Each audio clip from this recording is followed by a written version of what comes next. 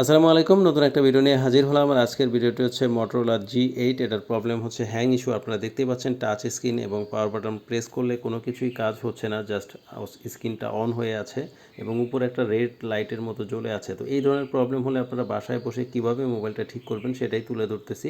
Just volume minus button এবং power button একসাথে 15 সেকেন্ডের মতো ধরে রাখবেন, মোবাইলটা জাস্ট রিস্টার্ট হয়ে ঠিক হয়ে যাবে। তো অনেক পাকনা লোক আছেন যারা মেসেজ করে থাকেন যে এই ধরনের প্রবলেম তো এখন 5 বছরের বাচ্চাও জানে। আসলে এটা সাধারণ ইউজারদের জন্য, কোনো টেকনিশিয়ানের জন্য না। আর বিষয়টা হচ্ছে যে অনেকেই আছেন যারা এগুলো জানেন না, তাদের জন্য আমি ভিডিওটা বানিয়েছি। কারণ হচ্ছে অনেক মোবাইলের আছে ব্যাটারি খুলে রিস্টার্ট দেওয়া যায়, বাট যেগুলো ব্যাটারি ফিক্সড আপনি কীভাবে রিস্টার্ট দেবেন অনেকেই হয়তো জানে না। তখন ভলিউম প্লাস এবং পাওয়ার বাটন, বা অনেক ক্ষেত্রে অনেক মোবাইলে ভলিউম মাইনাস এবং পাওয়ার বাটন একসাথে ধরে রাখলেই মোবাইলটা রিস্টার্ট হয়ে ঠিক হয়ে যাবে। তো এরকম গুরুত্বপূর্ণ ভিডিওর আপডেট পেতে অবশ্যই পেজটাতে ফলো এবং সাবস্ক্রাইব করে রাখবেন এবং ভালো লাগলে অবশ্যই শেয়ার করে দেবেন।